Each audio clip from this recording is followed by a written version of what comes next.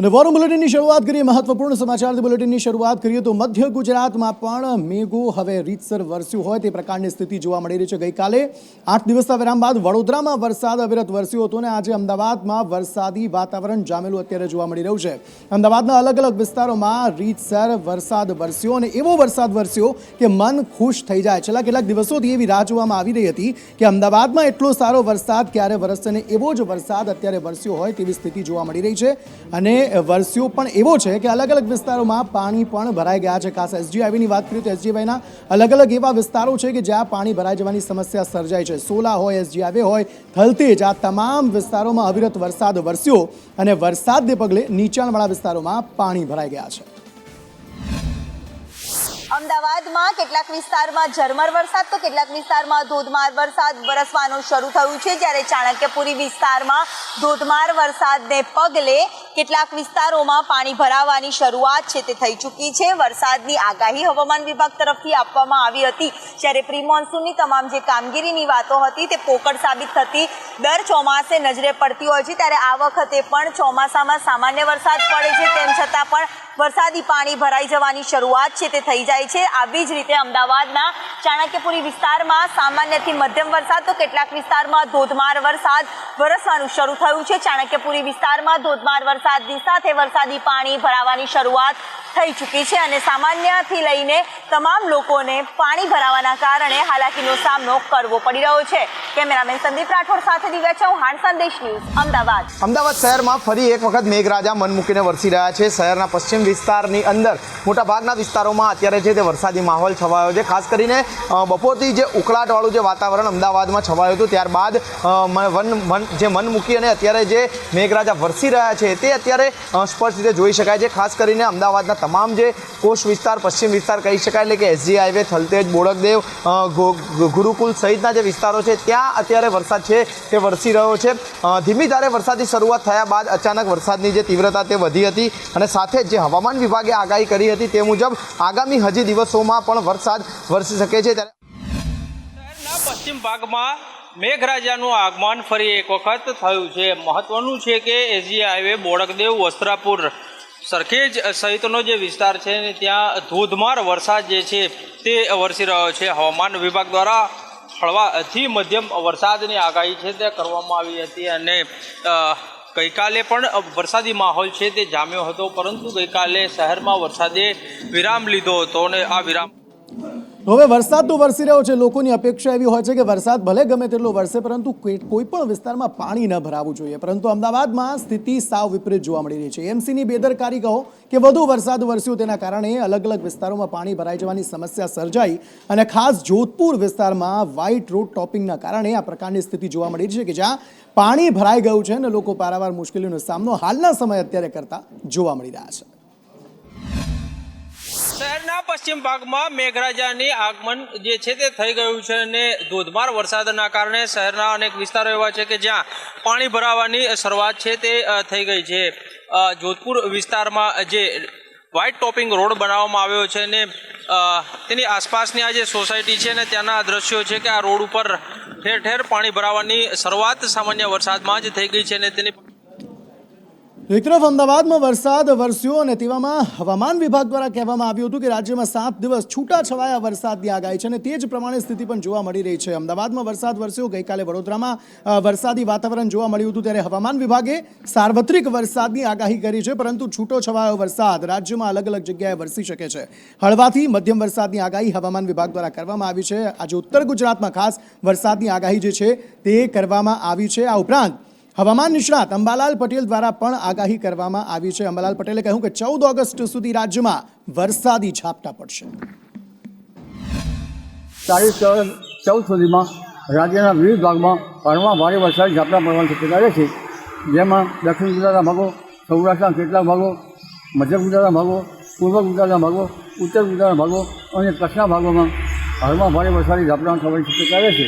પરંતુ તારીખ 16 થી 24માં દેશ સહિત રાજ્યના ભાગોમાં ભારેથી અતિ ભારે વરસાદ થવાની શક્યતા રહેશે, જેમાં દક્ષિણ ગુજરાતના ભાગો, મુંબઈ, મહારાષ્ટ્રના ભાગોમાં ભારે વરસાદ થવાની શક્યતા રહેશે। આ તમામની વચ્ચે રાજ્યમાં અલગ અલગ જે દુર્ઘટનાઓ ઘટીને જેમાં અનેક પરિવારજનોએ પોતાના વહાલ સોયાને ગુમાવ્યા તેના પગલે કોંગ્રેસ આકરા પાણીએ જોવા મળી રહી છે અને ન્યાય યાત્રાની શરૂઆત આજે મોરબી ખાતેથી કોંગ્રેસ દ્વારા કરવામાં આવી છે. મોરબી ખાતેથી ન્યાય યાત્રાની જ્યારે શરૂઆત થઈ ત્યારે કોંગ્રેસના નેતાઓએ કહ્યું કે આ તમામ જે પરિવારજનો છે જેમણે પોતાના જે સ્વજન ગુમાવ્યા છે તેમને ન્યાય મળવો જોઈએ અને આ તમામની વચ્ચે જે દુર્ઘટના પીડિતો જે છે તે ન્યાય યાત્રામાં નથી જોડાઈ રહ્યા તેવી પણ સ્થિતિ હાલ જોવા મળી રહી છે. ખાસ રાજકોટની જ્યારે વાત કરી રહ્યા છે, રાજકોટમાં જે 27 લોકો જીવતા ગુંજાયા તેમાં ન્યાય યાત્રામાં જોડાવાનો તે પરિવારજનોએ ઇનકાર કર્યો છે. તેમણે કહ્યું છે કે અમારે આ મુદ્દે રાજકારણ જરા પણ નથી જોઈતું, અમે ન્યાયપાલિકા પર સંપૂર્ણ અમને વિશ્વાસ છે.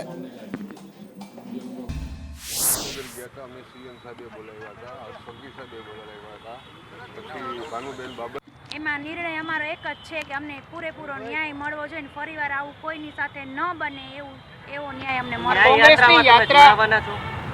કોંગ્રેસ દ્વારા ન્યાય યાત્રા શરૂ કરવામાં આવી છે, તેમાં તમે નથી જોડાયા, શા માટે? આમાં અમારે એવું છે કે અમારે કોઈ રાજકારણ નથી કરવું, બસ અમને અમારો જે આ બનાવ બની ગયો છે એવો બનાવ ફરીવાર ન બને અને અમને ન્યાય મળે, બસ ઈ જ છે અમારો હેતુ. બાકી બીજું અમારો કોઈ એમાં ઓલો નથી, એટલે અમારે કોઈ રાજકારણમાં નથી જોડાવા. અમને લાગે છે રાજ્ય સરકાર યોગ્ય રીતે તપાસ આ ઘટનાની કરી રહી છે? હા, તપાસ તો સરકાર બરાબર કરી રહી છે અને અમને ન્યાય પણ પૂરો મળી રહ્યો છે. આશ્વાસન આપ્યું કે અમે તમારી લાઈફ અત્યારે જે તમારી જે પાછલી જિંદગી છે ને એ તમારી પેન્શન રૂપે નીકળે ને એ રીતે અમે ટ્રાય કરીએ છીએ. જો સક્સેસ થઈ જાય તો બધું સારું. આર્થિક સહાય માટે કોંગ્રેસની ન્યાય યાત્રામાં જોડાવાના.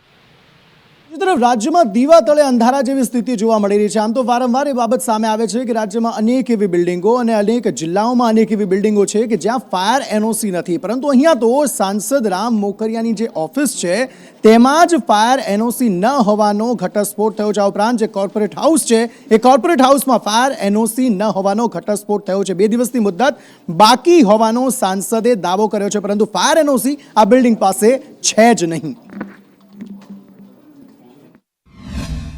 રાજકોટમાં ટીઆરપી ગેમ ઝોન અગ્નિકાંડ બાદ મહાપાલિકા દ્વારા ફાયર સેફટી અને એનઓસીના મુદ્દે કડક કાર્યવાહી કરવામાં આવી રહી છે અને અલગ અલગ વ્યવસાયિક સંકુલોને ત્યાં ચકાસણી કરવામાં આવી રહી છે. આવા જ એક સંકુલની વાત છે મારુતિ કુરિયરનું બિલ્ડિંગ જે કોર્પોરેટ હાઉસ આવેલું છે રાજ્યસભાના સાંસદ રામભાઈ મોકરિયાનું. ત્યાં ફાયર એનઓસી નથી એ મામલાની જાણ ફાયર વિભાગને થતાં જ અહીંયા ટીમો પહોંચી હતી અને તેમણે ચકાસણી કરી હતી. જે પ્રકારના મહાપાલિકાના ફાયર એનઓસીના નિયમો છે તેની અંદર અહીંયા ફાયર સેફટીના સાધનો હોવા જરૂરી છે, પરંતુ સાધનો ના મળતા આખરે મહાપાલિકાની ટીમ દ્વારા અહીંયા સીલિંગ અને નોટિસ આપવાની કાર્યવાહી કરવામાં આવી હતી. પરંતુ રાજ્યસભાના સાંસદ રામભાઈ મોકરિયા દ્વારા ફાયર સેફટીને લઈને 2 દિવસનો સમય માગવામાં આવતા અંતે અહીંયા કોઈ કાર્યવાહી કર્યા વગર જ મહાપાલિકાની ટીમ છે તે પરત પહોંચી છે. આ તરફ વાત નર્મદાની કરીએ તો નર્મદામાં 2 આદિવાસી યુવકોના મોત થઈ ગયા હતા. તેમને એટલો ઢોર માર મારવામાં આવ્યો હતો જેના કારણે તેમના મોત થઈ ગયા હતા, પરંતુ આ મામલે આપના ધારાસભ્યએ મધ્યસ્થી કરી હતી. તેવામાં આજે રિકન્સ્ટ્રક્શન આખા મામલાનું કરવામાં આવ્યું છે અને સાથે જ આજે ડેડિયાપાડા બંધનું એલાન આપવામાં આવ્યું છે અને જે જગ્યા છે ત્યાં બંધનું એલાન આપવામાં આવ્યું છે. સમગ્ર મામલે વધુ માહિતી મેળવીએ ધવલ પાસેથી. ધવલ, જે અંકિત, નર્મદા જિલ્લામાં એક એવી ઘટના બની કે જે ટ્રાઇબલ મ્યુઝિયમ બની રહ્યું છે, ટ્રાઇબલ મ્યુઝિયમ, ત્યાં 2 યુવકો જે આદિવાસી યુવકો હતા તેને માર મારવામાં આવ્યો અને ત્યાં માર મારતા જ તે મૃત્યુ પામ્યા હતા અને ત્યારબાદ હત્યાને લઈને ગુનો નોંધાયો. આ ધારાસભ્યો પણ અને પોલીસ વચ્ચે પર ઘર્ષણ થયું હતું ગઈકાલે અને તેને લઈને 6 આરોપીની અત્યાર સુધીમાં ધરપકડ કરવામાં આવી છે અને 6 આરોપીને સાથે રાખી જે ટ્રાઇબલ મ્યુઝિયમની અંદર મારામારી કરવામાં આવી હતી. જે ટ્રાઇબલ મ્યુઝિયમ હજુ બની રહ્યું છે ત્યાં કન્સ્ટ્રક્શન પણ કરવામાં આવ્યું હતું અને જેના વિરોધમાં પ્રજામાં પણ ઘેરા પ્રત્યાઘાત પડ્યા છે. ગરુડેશ્વર અને કેવડિયા આ બંને ગામને આજે બંધ રાખવામાં આવ્યા હતા. સજ્જડ બંધ પાડ્યું હતું વેપારીઓ સહિત તમામ લોકોએ અને સમગ્ર મામલો રાજનીતિ પકડી રહ્યો છે અને પોલીસ તપાસની પણ ઉચ્ચ પોલીસ તપાસની પણ માંગ થઈ રહી છે. જી આભાર સમગ્ર માહિતી આપવા માટે. પોલીસ તપાસની માંગ થઈ રહી છે અને આ સમગ્ર મામલામાં જે પોસ્ટમોર્ટમ કરવામાં આવ્યું હતું તે પોસ્ટમોર્ટમ પર કોઈને પણ કહ્યા વગર કરવામાં આવ્યું હતું તેવું ધારાસભ્ય ચૈતર વસાવા જે છે તેમણે આક્ષેપ કર્યા હતા.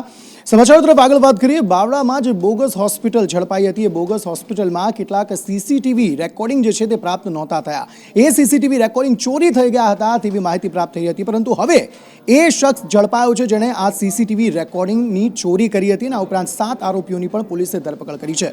જિગ્નેશ પટેલ પાસેથી આ અંગે વધુ વિગતો મેળવીએ. જિગ્નેશ, અંકિત, વાત કરવામાં આવે તો બાવળામાં 2 દિવસની અંદર 2 બનાવટી હોસ્પિટલો કે ડુપ્લિકેટ હોસ્પિટલો ઝડપાઈ હતી, જે ડુપ્લિકેટ ડોક્ટરો દ્વારા ચલાવવામાં આવતી હતી. જ્યારે આરોગ્ય વિભાગ દ્વારા તે હોસ્પિટલને સીલ કરવામાં આવી, ત્યારે હોસ્પિટલની અંદર રહેલા સીસીટીવી ફૂટેજ કે જે પોલીસ માટે ખૂબ જ મહત્વના હતા, કારણ કે એક દર્દીનું મૃત્યુ થયું હતું અને તે પણ ડૉક્ટરની બેદરકારીના કારણે. તેને લઈ અને જ્યારે પોલીસ ત્યાં તપાસ માટે પહોંચી અને તપાસ દરમિયાન જ્યારે પોલીસને સીસીટીવી રેકોર્ડિંગ ન મળ્યું, ત્યારબાદ તે અંગે વધુ કાર્યવાહી કરવામાં આવી હતી અને કાર્યવાહી દરમિયાન પોલીસે 7 આરોપીઓની ધરપકડ કરી છે. જે 7 આરોપીઓએ આ આખી જે હોસ્પિટલની જે સીલ મારેલી હતી તેમાંથી ચોરી કરી હતી અને જે હોસ્પિટલની અંદર જે પેથોલોજી લેબ ચલાવવામાં આવતી હતી તે લેબ પણ ગેરકાયદેસર એટલે કે ખોટી ચાલતી હોવાનું સામે આવ્યું છે. તે અંગે હવે ગ્રામ્યની કેરાલા જીઆઈડીસી જે પોલીસ છે તે અંગે વધુ કાર્યવાહી કરી રહી છે. સાથે આ 7 આરોપીઓએ કોના ઈશારે આ ડીવીઆર અને જે સીસીટીવી રેકોર્ડિંગ ચોરી કર્યા હતા તે મામલે વધુ તપાસ કરવામાં આવી રહી છે. જી જિગ્નેશ, આભાર સમગ્ર માહિતી આપવા માટે. આ તરફ વાત ઓલિમ્પિકની કરીએ. નીરજ ચોપરાએ સિલ્વર મેડલ મેળવ્યો છે, પરંતુ ગોલ્ડ મેડલની આશા વિનેશ ફોગાટ પાસેથી પણ હતી. 100 ગ્રામ વજનના કારણે ડિસ્ક્વોલિફાય થઈ ગઈ, પરંતુ હવે એ મામલે જંગ જે છે તે હજુ પણ યથાવત જોવા મળી રહ્યો છે. કયા પ્રકારે જંગ હજી યથાવત જોવા મળી રહ્યો છે, અજય યાદવ પાસેથી આ અંગે વધુ વિગતો મેળવીએ. અજય. देखिए, निश्चित तौर पे न सिर्फ विनेश फोगट के लिए बल्कि भारत के लिए अभी ये जंग एक तरह से जारी है, क्योंकि विनेश फोगट की तरफ से और भारत की तरफ से इस पूरे मामले में आपत्ति दर्ज कराई गई थी और सीएस में इस पूरे मामले को दाखिल किया गया था कि ताकि विनेश फोगट की तरफ से न्याय हो सके. हालांकि विनेश फोगट की तरफ से पहले ओलंपिक एसोसिएशन जो इंटरनेशनल है उसको लेटर लिखा गया था और सबसे पहले यही कहा गया था कि जब उनका वेटिंग हुआ था तो निश्चित तौर पर 100 ग्राम से ज़्यादा वजन पाया गया था, लेकिन उसके बाद उनका वजन कम हो गया है, 50 किलो के अंडर है. ऐसे में उनको लड़ने की इजाज़त दी जाए, लेकिन ओलंपिक एसोसिएशन की तरफ से इजाज़त नहीं दी गई. लेकिन तब उसके बाद विनेश फोगट की तरफ से ये अपील दाखिल की गई कि चूंकि उन्होंने अंडर 50 kg रहते हुए 3 मैच जीते थे और वो सिल्वर के लिए क्वालिफाई हुए हैं, तो ऐसे में ज्वाइंट तौर पे उनको सिल्वर मेडल मिला जाए. तो इसी बात को लेकर के आज ये पूरी सुनवाई हुई है. एक तरह से फैसला जो है वो सुरक्षित रख लिया गया है और एक प्रेस रिलीज जारी करके कहा गया है कि ओलंपिक गेम खत्म होने से पहले ये फैसला सुना दिया जाएगा. लेकिन फैसला क्या होगा, क्या वो विनेश फोगट या भारत के पक्ष में होगा या विनेश फोगट के खिलाफ जाएगा, लेकिन निश्चित तौर पे पूरे देश को उम्मीदें हैं. लेकिन इस मामले में सुनवाई होने के बाद फैसला सुरक्षित रख लिया गया है. जी अजय, शुक्रिया सारी जानकारी देने के लिए. आ तरफ बात दिल्हीની કરીએ. મનીષ સિસોદિયાને આખરે જામીન મળી ગયા છે. સુપ્રીમ કોર્ટમાંથી 10-10 લાખના બોન્ડ પર મનીષ સિસોદિયાને જામીન મળ્યા છે. એવું કહેવાય છે કે જેનું કોઈ નથી હોતું તેનું સુપ્રીમ કોર્ટ હોય છે, જે નેતાનું કોઈ નથી હોતું તેનું સુપ્રીમ કોર્ટ હોય છે, અને એ જ પ્રકારની સ્થિતિ અત્યારે જોવા મળી રહી છે. મનીષ સિસોદિયાને આખરે 10-10 લાખના બોન્ડ પર જામીન પ્રાપ્ત થયા છે.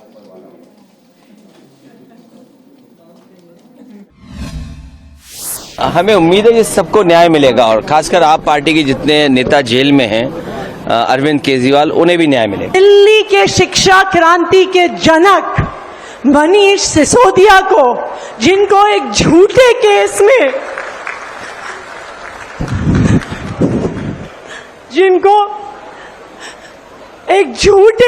में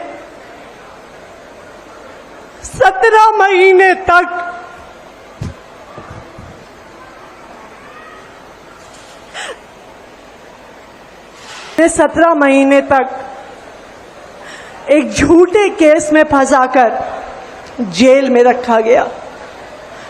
आज का दिन भारत के इतिहास में, भारत की शिक्षा व्यवस्था के इतिहास में जाएगा कि उस शिक्षा क्रांति के जनक की आज बेल हुई, आज सच्चाई की जीत हुई, शिक्षा की जीत हुई, दिल्ली के बच्चों की जीत हुई. રાજ્યસભાના સભાપતિ પર રોષ વ્યક્ત કરવામાં આવ્યો છે, ગુસ્સો વ્યક્ત કરવામાં આવ્યો છે, અને કારણ છે તેમનો બોલવાનો ટોન. જયા બચ્ચન દ્વારા આ આક્રોશ જે છે તે વ્યક્ત કરવામાં આવ્યો કે તેમણે જે નામ મારું લીધું તે યોગ્ય રીતે ન લીધું અને તેના કારણે તેમણે રોષ વ્યક્ત કર્યો હતો અને ગુસ્સો વ્યક્ત કર્યો હતો અને નારાજ થયેલા જોવા મળ્યા હતા. Jaya Amitabh Bachchan is the last speaker on this point. Please, ma'am. Sir, मैं जया अमिताभ बच्चन ये बोलना चाहती हूँ, मैं कलाकार हूँ, बॉडी लैंग्वेज समझती हूँ, एक्सप्रेशन समझती हूँ. और सर, मुझे माफ़ करिएगा मगर आपका टोन जो है is not acceptable. We are colleagues, sir. You may be sitting on the chair. Jaya ji. And I remember when I went to school. Jaya ji, take your seat. Jaya ji, take your seat. Take your seat. Take your seat. Take your seat. One second, honorable members. Honorable members. Honorable no. बैठिए. Honorable members. बैठिए. I know how to deal with it. बैठिए. Jaya ji, you have earned a great reputation. You have earned a great reputation. You know, an actor is subject to the director. You have not seen what I see from here. Every day, I don't want to repeat. I don't want schooling. I am a person who has gone out of the way. And you say, my tone? No, she's given to you. No, don't applaud now. No, enough of it. No, enough of it. You can't have it. You may be anybody. You may be a celebrity. You have to understand the decorum. No, nothing doing. Nothing. No, not at all. I will not bear it. One second. Please sit down. Please take your seat. No. Never carry an impression that only you build reputations. We come here build reputations. We live up to reputations. Nothing doing. No. Question number 196. अगर वो chair से बाहर है वो भी आम MP की तरह है, वो हमारे अन्नदाता तो है नहीं. I objected to the tone used by the children. We are not school children. We are all, and some of us are senior citizens. I was upset with the tone, and especially when LOP stood up to speak, he had switched off the mic. How can you do this? ये तो परंपरा के खिलाफ है. You have to allow the leader. Who is going to protect us? The leader of opposition. We are all together in opposition. If you are, then what are we doing? And on top of that, every time using words which are છેલ્લા કેટલાક દિવસોથી હાઈકોર્ટમાં એ મામલે સુનાવણી થઈ રહી છે કે રાજ્યના રસ્તાઓ કેટલા ખરાબ છે અને હાઈકોર્ટ જે છે તે રીતસર રાજ્ય સરકારને ફટકાર લગાવી રહી છે. એએમસી હોય, નગરપાલિકા હોય, તેમને ફટકાર લગાવી રહી છે કે તમે યોગ્ય કાર્યવાહી કરી રહ્યા છો કે નથી કરી રહ્યા. લુણાવાડામાં પણ ખરાબ રોડ રસ્તાને કારણે હાઈકોર્ટમાં જે અરજી થઈ હતી તે મામલામાં પણ હાઈકોર્ટે આજે રાજ્ય સરકારને ફટકાર લગાવી છે અને એ મામલે સવાલ પૂછ્યો છે કે હવે ગ્રામ્ય વિસ્તારોમાં રોડ જે છે તે યોગ્ય નથી, રોડ સારા બનાવો નહીં તો પદ મૂકી દો, તે પ્રકારનો આદેશ પણ હાઈકોર્ટ દ્વારા કરવામાં આવ્યો છે.